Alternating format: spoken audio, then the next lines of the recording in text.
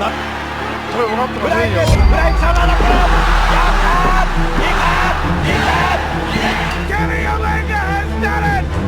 Kenny Omega has won the G1 tournament!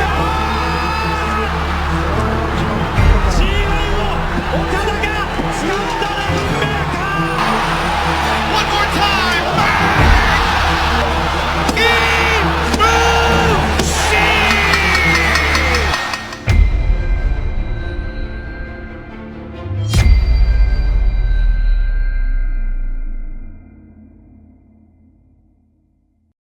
Welcome back to the Rantin Review Pro Wrestling, everybody. It is that time of the year, one of my favorite times of the year.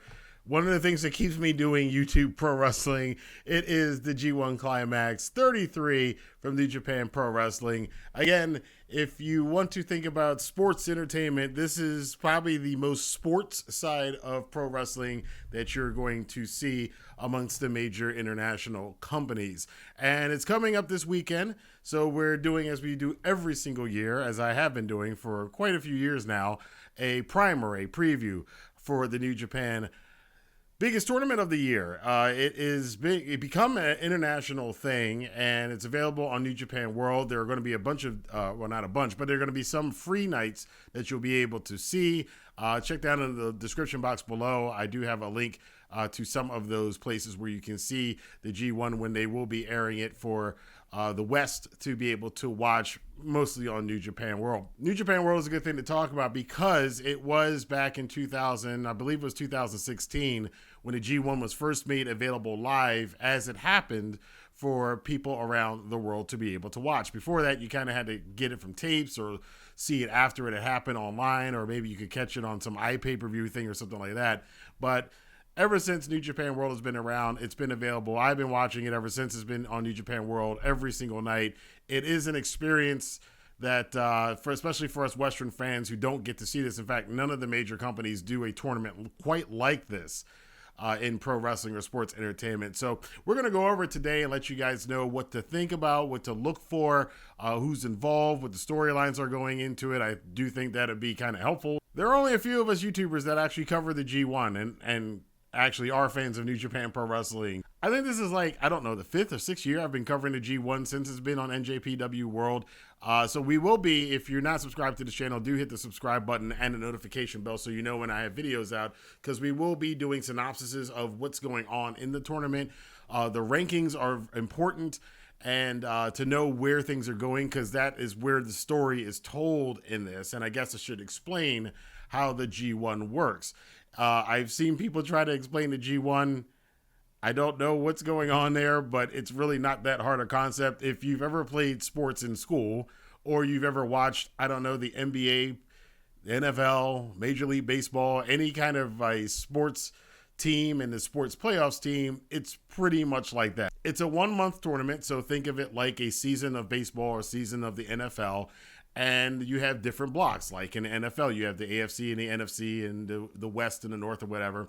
So here in New Japan, they have it split up as blocks as opposed to the AFC and the NFC. So you'll have the A block, the B block, and this year, again, we have the C block and the D block. And all the wrestlers in that block will face everybody else in that block. At the end of all of that, they will tally up the points, and whoever is the winner of the block will win the block and go on to the playoffs. This year, they are also incorporating, once again, the runner-up. So there will be a winner and a runner-up from the A block, the B block, the C block, and the D block. They will go on to the playoffs, which then goes into the single elimination tournament format, and the winners of that tournament will face off in the finals. Again, it's just like the NFL. You have the season, you have the playoffs, and then the people at the end will face each other in the finals, much like the Super Bowl. So how are points determined in the G1? It's relatively simple. You get 2 points if you win a match. That's whether it's by countout, disqualification, or of course pinfall or submission.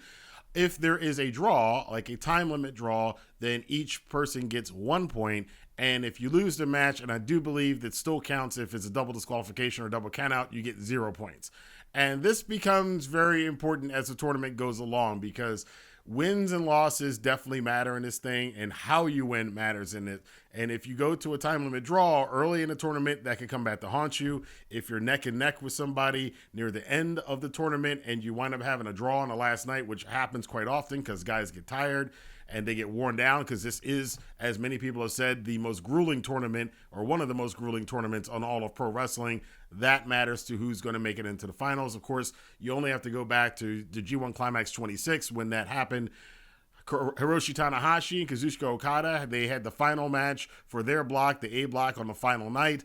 It went to a time limit draw. Both of them were leading the block, but because they went to a draw, Hiroki Goto, who was just behind them, he had enough points to leapfrog them and go on to the finals. So we're going to cover all the blocks here. We're going to get into the storylines. Before we get into that, of course, I want to remind you guys that it is YouTube. So hit that like button, subscribe button, and the notification bell. It does help other New Japan fans, actual New Japan fans, find out about this, and people who are interested in the G1, because every year there's somebody new who's experiencing their first G1, and I'm telling you, it is a lot of fun. It is a fun 4 weeks of wrestling as a sport, more so than it is anywhere else. So let's now get into the blocks this year in the G1 Climax. So in the A block, you have what I will call the Young Guns block. There's a lot of young talent in the A block, and this is going to be pretty much SANADA's to lose. So SANADA, who's not a young gun, but he is the IWGP World Heavyweight Champion.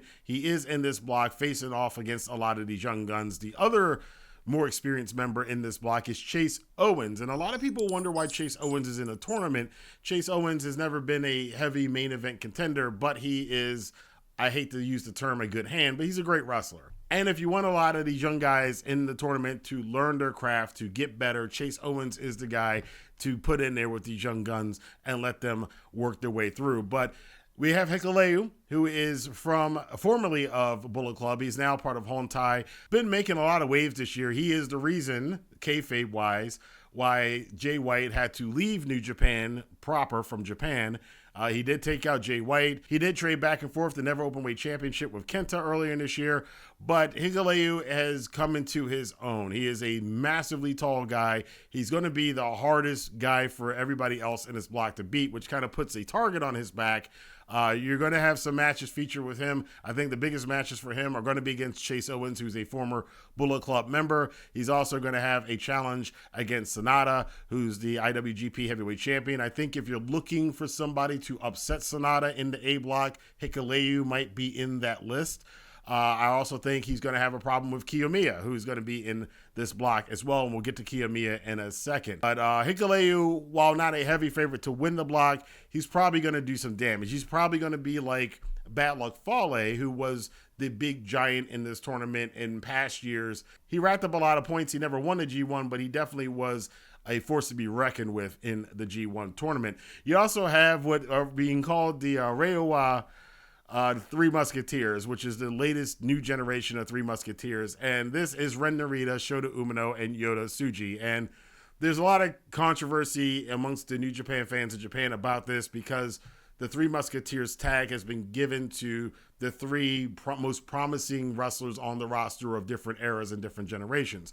The last era was Shinsuke Nakamura, Hiroshi Tanahashi, and Katsuyori Shibata. And very unironically, you know, Ren Narita is seen as kind of a disciple of, and very much like, Katsuyori Shibata. Shota Umino has a lot of aspects of him that are like Hiroshi Tanahashi, and whether he likes to admit it or not, Yota Tsuji kind of seems to be the Shinsuke of the group, and they've been given that label, although a lot of the fans have rejected that label. The three of these guys, against each other, they're going to have some matches that are going to be very competitive, and against the other people in this block, they're going to have competitive matches. I don't think any of them is going to win the block.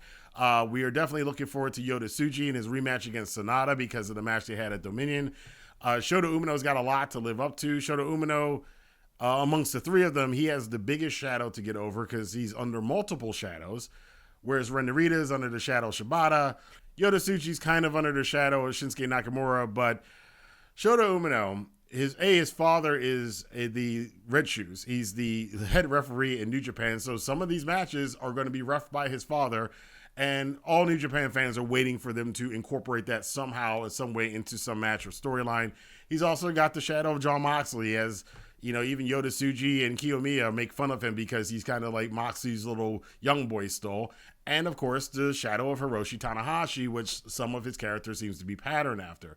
Gabriel Kidd is another member of this A block. Now, the way he has come into this being his first G1, coming into the first G1, not being a disciple of Shibata in the LA dojo, but being part of this new vicious War Dogs group, part of the Bullet Club, David Finley's Bullet Club. He's going to be a hand, and I think there's a lot of people who might be sleeping on him, but from what I saw of him in the last tour from New Japan, he and SANADA can have a pretty nasty match. Hikuleo and him are, again, given Hikuleo is a Bullet Club defector, there's going to be a little storyline there. Chase Owens, who's also a member of Bullet Club still, how's that going to work out? As far as this block and who I think is going to win this block, again, remember we have the winner of the block and the runner-up. I think the winner of the block is probably either going to be SANADA or Kiyomiya, and you could probably interchange them that way. I think one of them is going to win the block and the other one's going to be a runner-up. Kiyomiya in particular, because the money match for Kiyomiya is him and Okada, who is in a separate block. So I am expecting, even though Kiyomiya and Okada are not in the same block, Kiyomiya is going to make the semis, the playoffs, and Okada is going to make the playoffs, and they're probably going to meet each other in the first round of the playoffs. So that's my predictions for Block A. Block B is Okada's block, and has been the case in the last couple of years. The block is Okada's, and it's just a test of him against whoever else is in the block. Last year, they put him up against a bunch of monsters and bruisers like Jonah and Lance Archer and so on and so forth, and Jeff Cobb. This year's a little bit different because he's also in the block with Will Ospreay. And Will Ospreay, off of what happened at Forbidden Door and on the run that Ospreay is on right now, Ospreay is definitely a heavy favorite, not only to win this block, but possibly to win the tournament. You have to keep in mind that Ospreay most likely is going to go right out of the G1 when it's over and head off to All In, we assume, for the third match with Kenny Omega. So Ospreay coming out of the G1 with a big win, winning the G1, being the first Brit to ever win the G1.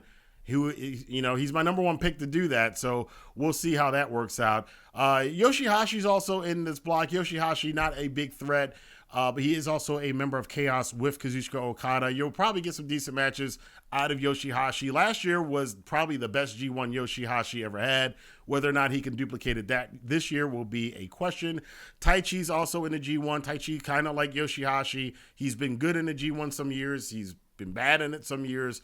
As a member of Just Five Guys representing that faction in the B block, we'll see where he gets to. The Great Okan representing the United Empire. Interesting matchup here. The Great Okan will have to face off against the leader of his faction, Will Ospreay, in the G1. I don't think they've met in a proper one-on-one match in New Japan since the United Empire became a thing.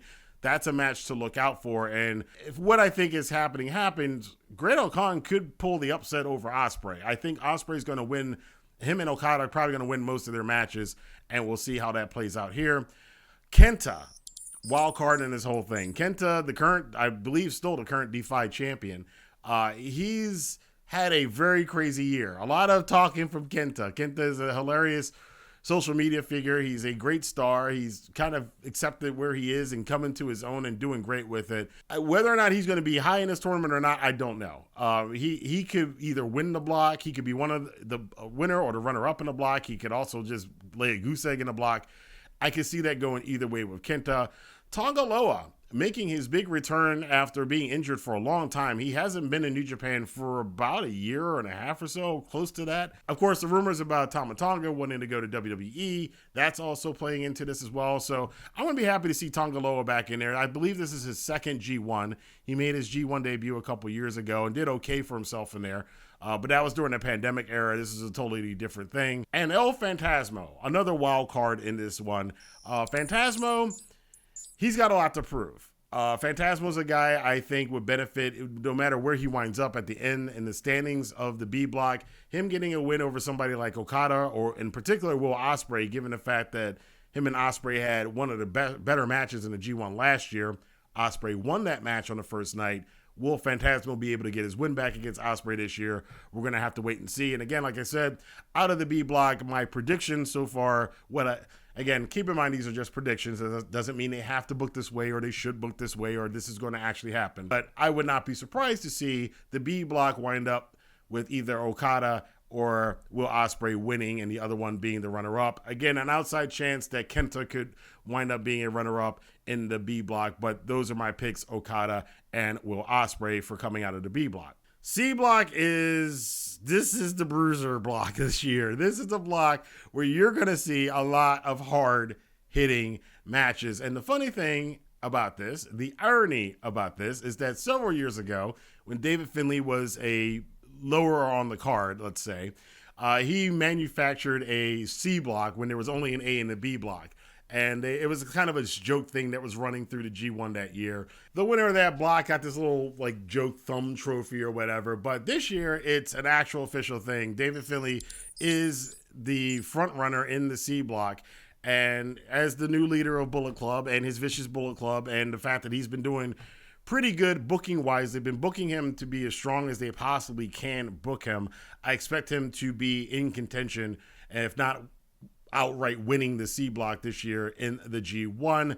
And I said this is a bruiser block. Look, the list of names that are in here: Tomohiro Ishii is in this block. Evil, who can be a bruiser when he wants to be, of course. He's in the House of Torture, so you're going to have to deal with some House of Torture nonsense again this year. Tama Tonga, who's been known to throw hands, and this probably might be his last G1. He's been in a lot of them, and he got really far last year, got knocked out in the semifinals against Kazuchika Okada, but I do think that this year, Tama Tonga, I don't know if he's going to go very far, given the fact that, you know, it's pretty much rumored that he's trying to go to WWE right now, so I don't know if New Japan's going to book him that well in the tournament this year. Shingo Takagi, again, another bruiser, a heavy contender to be a winner of the C block. Aaron Hanare, who made his first G1 last year, but Hanare's come on a long way. He's a fighter. He's experienced in Muay Thai, so you're going to get a lot of rough matches out of him. Of course, Mikey Nichols, he's in here as well. He's a bruiser to some extent. And the Mad King himself, the one representative from All Elite Wrestling, Eddie Kingston, is going to be in this block. First night he's taking on Shingo Takagi. You're going to see some really nasty, hard-hitting matches coming out of this C block. Now, as much as I would love for Eddie Kingston to win the block, or at least be the runner-up and get into the semifinals, and I do think it is a chance that he could get into the playoffs. I would have to say that David Finlay would be my pick to win the C block. A runner-up would be Shingo Takagi.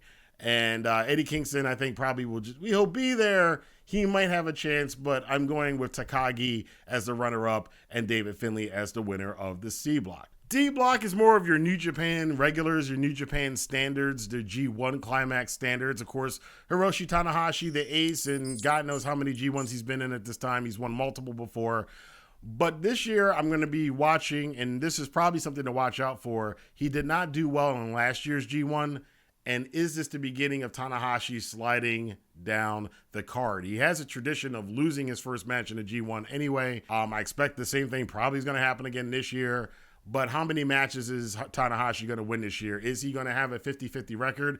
And if not, that's probably going to be the strongest signal that it is finally time that they're going to start moving the ace down the card in New Japan. Even though he's kind of headlining the D block, I'm not, especially as banged up as he is right now. We saw that at Forbidden Door and on some of these Road 2 shows. Tanahashi's not moving very well. Age and just the many battles he's had over the years are catching up to the ace, and we'll see where he lands in this tournament. Tetsuya Naito is also in this block. He is my number 2 choice after Ospreay to winning the whole thing this year, because Naito's story, he wants to go to Wrestle Kingdom in the main event and do the roll call before he winds up being what Tanahashi is right now. And Naito, again, major superstar, one of the biggest stars in New Japan, has been for the last 6 years or so, but his body's starting to break down a little bit. His knees have been bad for years, but I do think Naito's going to do really well in this tournament this year. I thought he was going to win last year. It looked like they were aiming for him to win last year, but he didn't.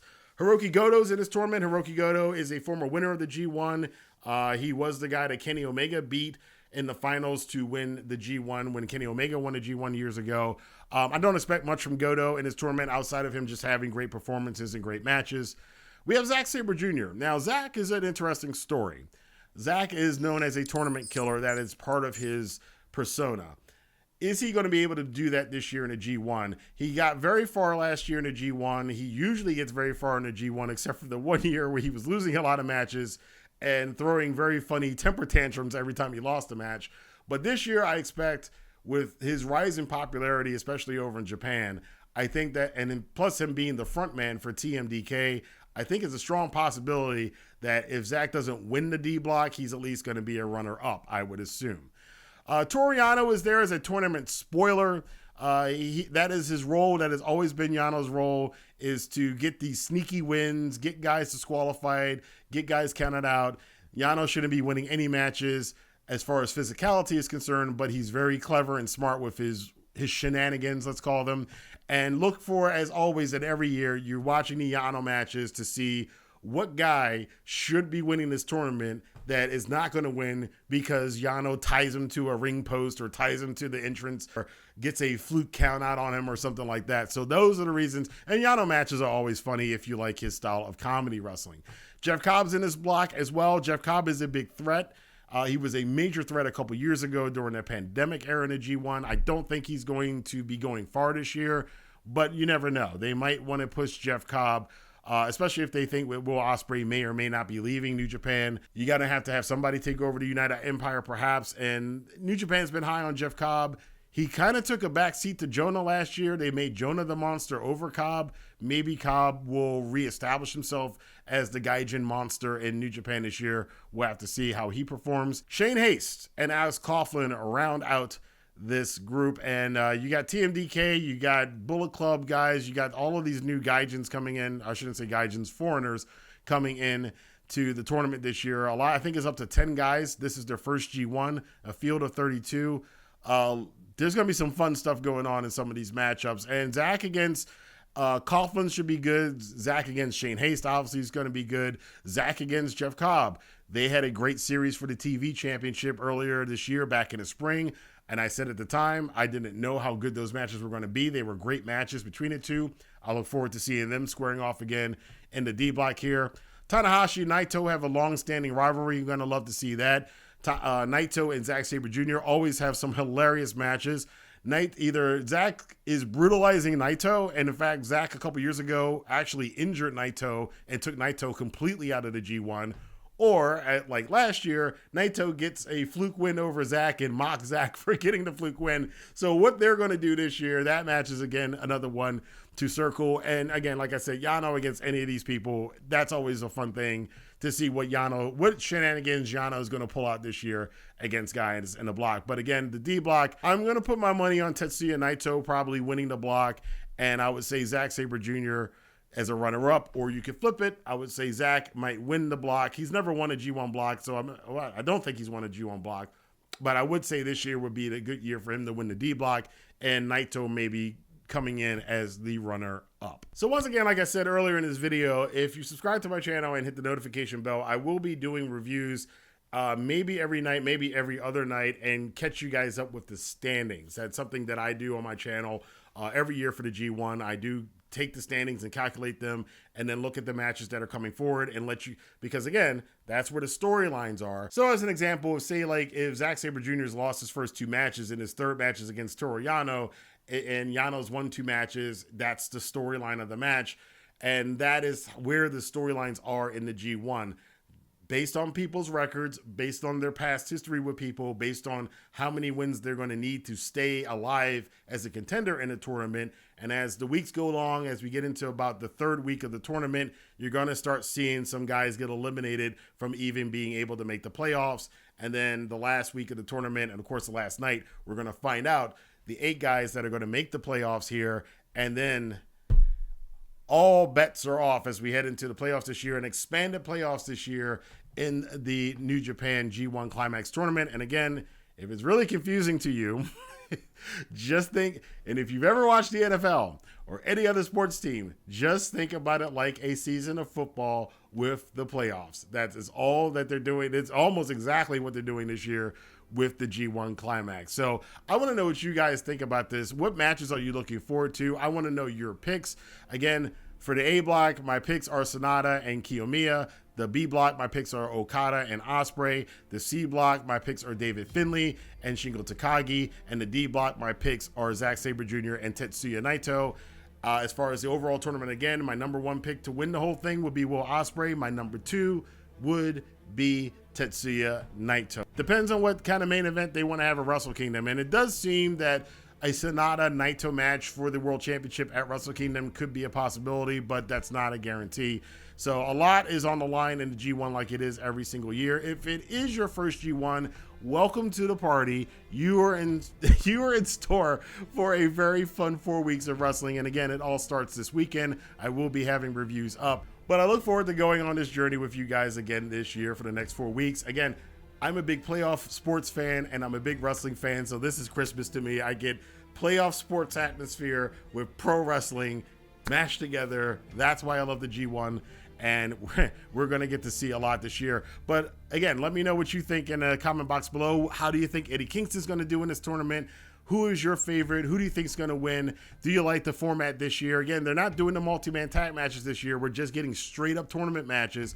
A block and B block on one night, C block and D block on the next night. So I want to know what you guys think about that. Let your voice be heard in the comment box below. And until then, I'll catch up with you guys this weekend as we start our 2023 coverage of the G1 Climax 33 right here on the Rantin Review Pro Wrestling. Have a good day.